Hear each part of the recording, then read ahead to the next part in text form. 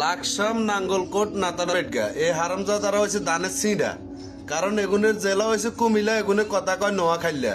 তখন ওই যে জুতা চুরি করে হেগুনে মানুষে মনে করে কি এগিয়ে হয়েছে নোয়াখাইলা। আসলে এ হালাত থালারা যে ছদ্মবেশের সিঁড়া এটা মানুষে বুঝে না। কেউ এই মাথার পক্ষে চিনেন?